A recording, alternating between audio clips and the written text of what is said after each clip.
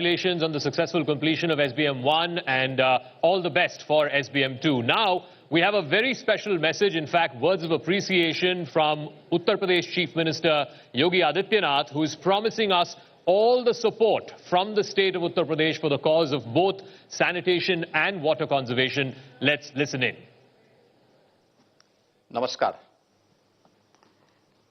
Mission पानी news 18 की इस पूरी मुहिम के लिए मैं बधाई देता हूं। वास्तव में यह एक पवित्र अभियान है। इस धरती माता पर जीवन जीने लायक बने, इसमें जल की और उसमें भी स्वच्छ जल की बहुत महत्वपूर्ण भूमिका है। जल की एक एक बूंद मूल्यवान है। इसके लिए न केवल शासन और प्रशासन के स्तर पर बल्कि आम जनमानस की जागरूकता भी उतनी ही महत्वपूर्ण है। हम सब जानते हैं उत्तर प्रदेश इस देश से बहुत सौभाग्यशाली है कि दुनिया के सबसे अच्छे जल संसाधन उत्तर प्रदेश के अंदर मौजूद हैं। लेकिन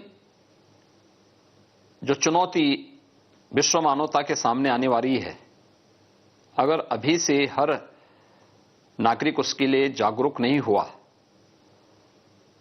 तो स्वाभाविक रूप से एक भीषण संकट जीवन को जीने के लिए जल की बूंद का सबके सामने आ सकता है। हमारे देश के अंदर आदरणीय प्रधानमंत्री जी के नेतृत्व में,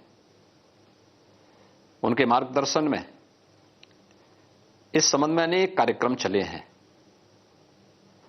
खासतौर पर अभी आपने देखा होगा, देश ने अपनी आजादी का अमृत महोत्सव का भव्य आयोजन किया है। 15 अगस्त 2023 तक आयोजन चलेगा। जल संरक्षण के लिए हर गांव में अमृत सरोवर बनाने की कार्रवाई युद्ध स्तर पर चली है और देश के अंदर हजारों गांवों में इस वर्ष आजादी के अमृत महोत्सव का कार्यक्रम उन अमृत सरोवरों के तट पर ही संपन्न हुआ। कैच द रेन इसी अभियान की प्राथमिक कड़ी रही है और नमामि गंगे परियोजना की सफलता अपनी एक नई कहानी कहती है। हम सब जानते हैं कि गंगोत्री से गंगा सागर तक पवित्र सलीला मां गंगा सबसे अधिक दूरी उत्तर प्रदेश राज्य के अंदर तय करती है। नमामि गंगे परियोजना का जो सबसे क्रिटिकल पॉइंट था वह कानपुर था। कानपुर में सीसामऊ के पास 14 करोड़ लीटर सीवर प्रतिदिन गंगा जी में उड़ेला जाता था। लेकिन नमामि गंगे परियोजना का परिणाम है कि आज सीवर गिरने वाला पॉइंट सेल्फी पॉइंट बन गया है। जाजमऊ, जहां पे जलीय जीव पूरी तरह नष्ट हो गए थे, नमामि गंगे परियोजना का परिणाम है कि आज वहां पर जलीय जीव फिर से आ गए हैं।